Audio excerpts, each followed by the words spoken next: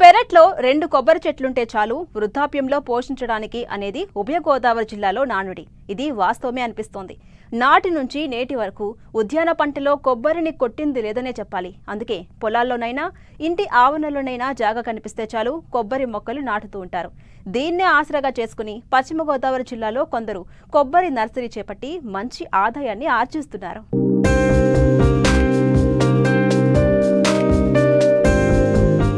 ఇదిగో ఇక్కడ చూడండి, దగ్గరగా ఉన్న ఈ కొబ్బరి మొక్కలను. ఇదేంది కొబ్బరి తోట అంటే ఒక్కో మొక్క మధ్య 6 నుంచి 9 అడుగులు ఉండాలి అనుకుంటున్నారు కదూ?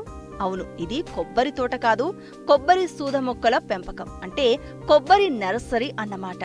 20 ఏళ్లు పైబడిన కొబ్బరి మొక్కల నుండి విత్తనాన్ని సేకరించి ఎండిన కొబ్బరికాయలను బురదలో దగ్గరగా నాటుతారు. దీనినే పల్లెం పాతటం అంటారు.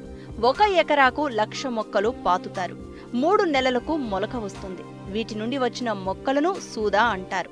నాటిన 6 నెలల నుండి 3 ఫీట్లు ఎత్తు పెరుగుతుంది. ఆర్డర్స్ ఉంటే ఎగుమతి చేస్తారు, లేదంటే ఆ మొక్కలను తీసి వేరే చోట 2 ఫీట్ల తేడాతో మొక్కలను నాటుతారు.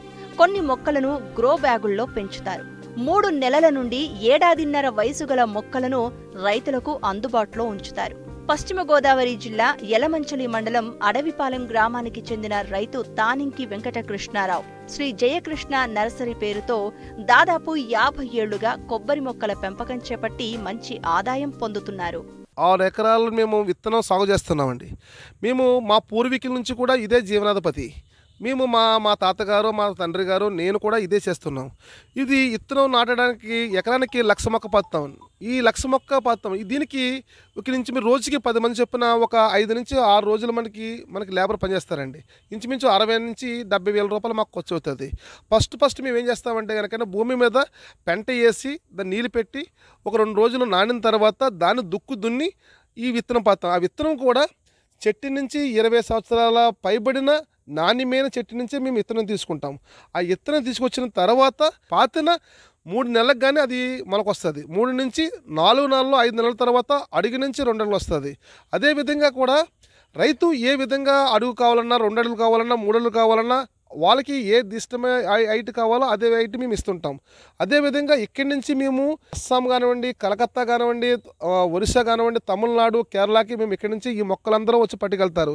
ఎందుకంటే దిగుబడి ఎక్కువ వస్తుంది, 100కి 100% బతుకుతుందని వాళ్ళ నమ్మకం. అదేవిధంగా కూడా మేము మొక్క పాతిన తర్వాత మేము 70 నుంచి 75% ఓన్లీ మాకు క్రాప్ వస్తుందండి. 25% పోతుంది. 30 నుంచి 40 రూపాయలు అమ్మిన మొక్క ఈ సంవత్సరం మేము 10 నుంచి 15 రూపాయలు అమ్ముతున్నామండి. మేము రైతులందరూ చాలా నష్టంలో ఉన్నాం ఈ సంవత్సరం.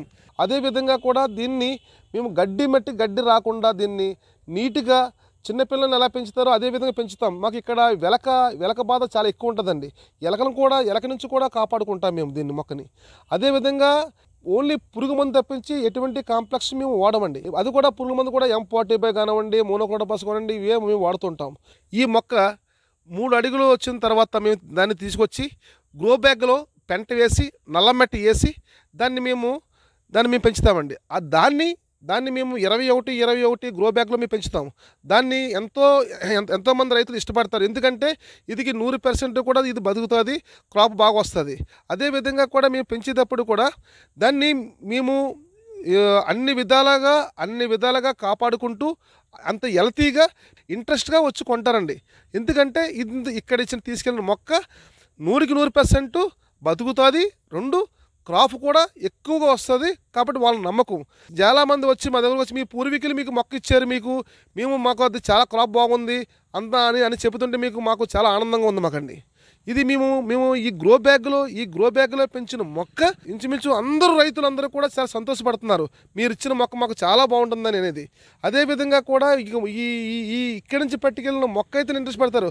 అదేవిధంగా కోనసీమలో చాలామంది పెంచుతారు, కానీ పాలకోలు నియోజకవర్గం కొంతేరు అడుగుపాలెంలో పెంచిన మొక్కనే అందరూ ఇష్టంగా తీసుకుంటారండి.